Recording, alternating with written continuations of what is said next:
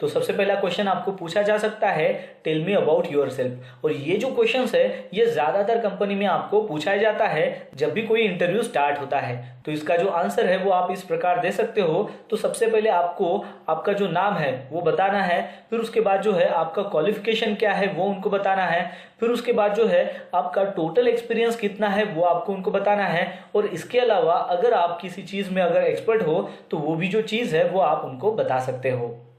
फिर उसके बाद का क्वेश्चन आपको पूछा जा सकता है कि अगर आप रिगर हो तो आपकी क्या जिम्मेदारी होती है।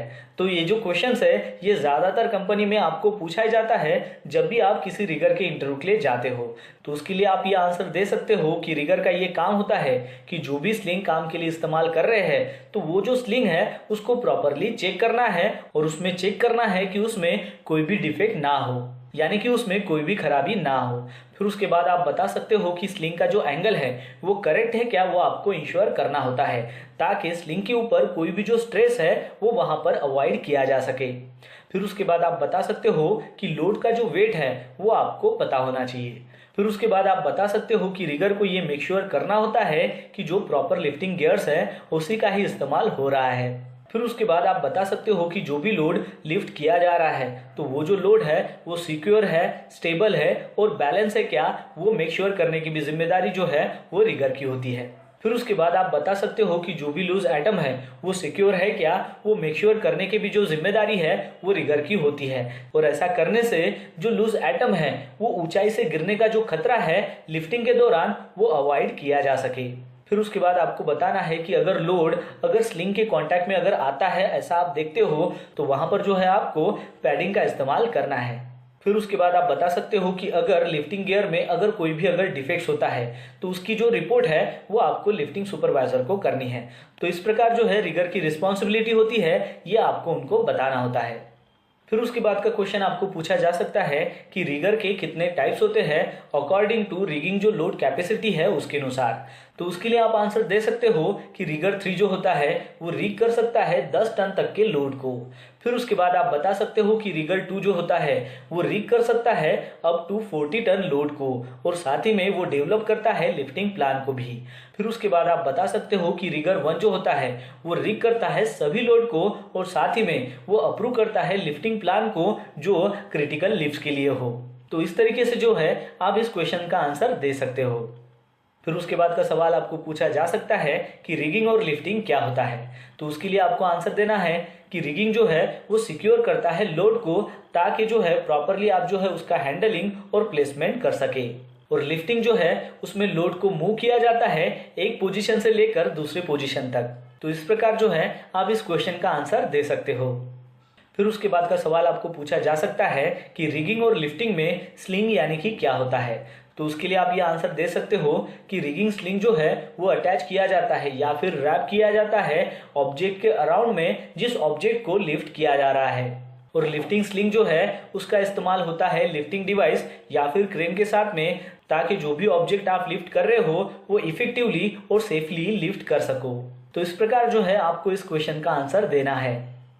फिर उसके बाद का सवाल आपसे पूछा जा सकता है कि स्लिंग के कितने टाइप्स है जिसका हम इस्तेमाल कर सकते हैं लिफ्टिंग पर्पस के लिए। तो उसके लिए आपको यह आंसर देना है कि लिफ्टिंग पर्पस के लिए हम जनरली जो है वो 3 टाइप के स्लिंग का इस्तेमाल करते हैं, जिसमें नंबर 1 आता है वायर रोप स्लिंग, नंबर 2 आता है सिंथेटिक वेब स्लिंग और नंबर 3 आता है चेन स्लिंग। तो इस प्रकार जो है आपको इस क्वेश्चन का आंसर देना है। फिर उसके बाद का सवाल आपसे पूछा जा सकता है कि वायर रोप स्लिंग के कितने टाइप्स होते हैं। तो उसके लिए आपको ये आंसर देना है कि सर वायर रोप स्लिंग के कई तरह के टाइप्स होते हैं, जैसा कि आप इमेज में देख पा रहे हो। तो यहाँ पर आपको दिखाई दे रहा है आई एंड आई टाइप का एक स्लिंग है, दूसरा है आई एंड थिम्बल टाइप का एक स्लिंग है, आई एंड हुक टाइप का स्लिंग है, eye and crescent thimble type का एक स्लिंग है, eye and slip through thimble type का एक स्लिंग है, थिम्बल एंड थिम्बल टाइप का स्लिंग है, थिम्बल एंड हुक टाइप का एक स्लिंग है, thimble and crescent thimble type का एक स्लिंग है, thimble and slip through thimble type का स्लिंग है, crescent thimble and hook type का स्लिंग है, crescent thimble and crescent thimble type का एक स्लिंग है, स्लिप थ्रू थिम्बल और हुक टाइप का स्लिंग है, स्लिप थ्रू थिम्बल और स्लिप थ्रू थिम्बल टाइप का एक स्लिंग आता है और स्लाइडिंग चोकर में भी इसका हम इस्तेमाल करते हैं। तो इस प्रकार जो है आप इमेज में देख सकते हो कि ऐसे टोटल जो है 14 टाइप के वायर रोप स्लिंग है। तो इसमें से जो है आपको उनको 4 या 5 जो है वो नाम बताने होते हैं ताकि उनको ये समझ में आए कि वायर रोप स्लिंग के जो टाइप्स है उनके बारे में आपको पता है। फिर उसके बाद का सवाल आपसे पूछा जा सकता है कि वायर रोप स्लिंग की जो कैपेसिटी है वो आप कैसे कैलकुलेट कर सकते हो। तो उसके लिए आपको ये आंसर देना है कि सर वायर रोप स्लिंग की जो कैपेसिटी है वो हमें टैग के जरिए पता चलती है, यानी कि जो भी वायर रोप स्लिंग जो है आप इस्तेमाल कर रहे हो उसके ऊपर एक टैग होता है जिससे हमें ये पता चलता है कि उसकी कैपेसिटी क्या है। लेकिन अगर वो बोलते हैं कि इसके अलावा आप कैसे कैलकुलेट कर सकते हो तो उसके लिए आपको ये बताना है कि सर हम फार्मूले की मदद से जो है वो कैलकुलेट कर सकते हैं कि वायर रोप स्लिंग का कैपेसिटी कितना है। अगर वो बोलते हैं कि वो फार्मूला बताओ तो आपको बताना है कि d² मल्टीप्लाई बाय 8 जो फार्मूला है वो उसके लिए एप्लीकेबल होता है। फिर उसके बाद का सवाल आपसे पूछा जा सकता है कि जो सिंथेटिक वेब स्लिंग होती है तो उसके कितने टाइप्स होते हैं। तो उसके लिए आपको ये आंसर देना है कि सर सिंथेटिक जो वेब स्लिंग होती है उसके भी कई ऐसे टाइप्स होते हैं और वो डिपेंड होते हैं कि उस सिंथेटिक वेब स्लिंग का कलर कोड क्या है, यानी कि कलर कोड के अनुसार उसके जो है वो टाइप्स होते हैं। जैसा कि आप इमेज में देख पा रहे हो, वायलेट कलर का स्लिंग आता है, ग्रीन कलर का आता है, येलो कलर का आता है, ग्रे कलर का आता है, रेड कलर का आता है, ब्राउन कलर का आता है, ब्लू कलर का आता है और ऑरेंज कलर का आता है। तो ऐसे जो है टोटल 8 टाइप के सिंथेटिक वेब स्लिंग होते हैं, ऐसा आपको उनको आंसर देना है। फिर उसके बाद का सवाल आपसे पूछा जा सकता है कि चेन स्लिंग के कितने टाइप्स होते हैं। तो उसके लिए आपको ये आंसर देना है कि सर चेन स्लिंग में जो है वो सिंगल लेग आती है, एंडलेस आती है, डबल लेग आती है, विथ क्लचेस आते हैं, डबल बास्केट स्लिंग आती है, 3 लेग्स आती है, 4 लेग्स आती है, विथ क्लचेस आती है, बैरल स्लिंग आती है, चोक हुक स्लिंग आती है, 2 leg with clutches, lifting offset load जो है उस टाइप की भी स्लिंग आती है। तो इस तरीके से जो है वो चेन स्लिंग के टाइप्स होते हैं। तो इसमें से जो है आपको 3 या 4 जो है वो उनको बताने हैं ताकि उनको ये पता चल सके कि चेन स्लिंग के कितने टाइप्स है उसके बारे में आप जानते हो। फिर उसके बाद का सवाल आपसे पूछा जा सकता है कि SWL और WLL क्या होता है। तो उसके लिए आपको ये आंसर देना है कि SWL जो है वो होता है सेफ वर्किंग लोड और WLL जो है वो होता है वर्क लोड लिमिट। और अगर हम इसके डेफिनेशन की अगर बात करें तो सेफ वर्किंग लोड जो है वो होता है अमाउंट ऑफ वेट जो हम लिफ्टिंग डिवाइस के जरिए कैरी कर सकते हैं कि जिसके थ्रू जो है उसमें ब्रेकिंग होने का चांस ना हो या फिर उसमें ब्रेक होने का कोई भी खतरा ना हो। SWL को नॉर्मल वर्किंग लोड भी कहा जाता है। अब SWL और WLL में ये मेन डिफरेंस होता है कि SWL जो है वो पुरानी टर्म है और आज जो है SWL को कम्प्लीटली जो है वो रिप्लेस किया गया है WLL से, यानी कि अभी जो है उसको SWL न कह के उसको WLL कहा जाता है। फिर उसके बाद का सवाल आपसे पूछा जा सकता है कि लिफ्टिंग में जो शैकल इस्तेमाल होता है वो क्या होता है।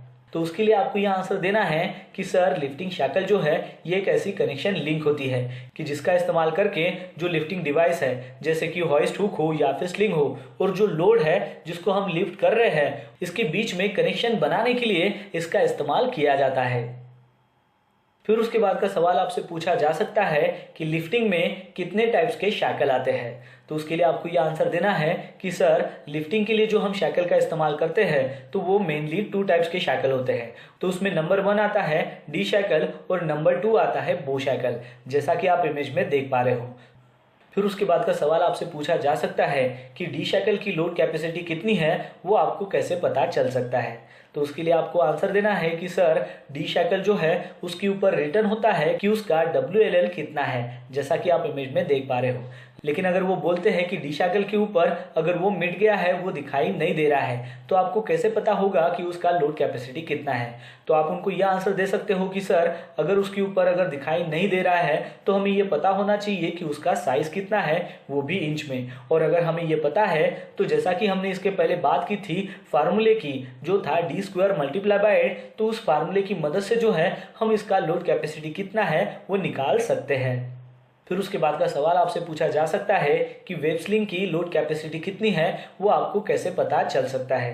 तो उसके लिए आपको ये बताना है कि सर हमें उसकी जो लोड कैपेसिटी है वो पता चल सकती है कि जो भी हमारे पास वेब स्लिंग है तो उसके ऊपर कितने नंबर ऑफ रोप लाइंस है, उससे हमें पता चल सकता है कि उसकी लोड कैपेसिटी कितनी है। यानी कि उस बेल्ट के ऊपर अगर सिंगल लाइन है तो वो 1 टन का है, अगर उस बेल्ट के ऊपर अगर 2 रोप लाइन है तो वो 2 टन का है। तो इस तरीके से जो है आपको बताना है। और दूसरी जो मेथड है वो है उसके कलर कोड के अनुसार जो है हमें पता चल सकता है कि उसकी लोड कैपेसिटी कितनी है। यानी कि अगर वायलेट कलर का है तो वो होता है 1 टन का, ग्रीन कलर का है तो वो होता है 2 टन का, येलो कलर का है तो वो होता है 3 टन का, ग्रे कलर का है तो वो होता है 4 टन का, रेड कलर का है तो वो होता है 5 टन का, ब्राउन कलर का है तो वो होता है 6 टन का, ब्लू कलर का है तो वो होता है 8 टन का, और ऑरेंज का जो है वो होता है 10 टन के ऊपर। तो इस तरीके से आप बता सकते हो कि हमें ये पता चल सकता है कि उसकी लोड कैपेसिटी कितनी है। तो उसमें नंबर 1 आता है नंबर ऑफ रोप लाइंस उसके ऊपर कितने हैं, और दूसरा है कि वेब बेस्ड लिंक का कलर कोड क्या है। तो इस तरीके से जो है आप इस क्वेश्चन का आंसर दे सकते हो।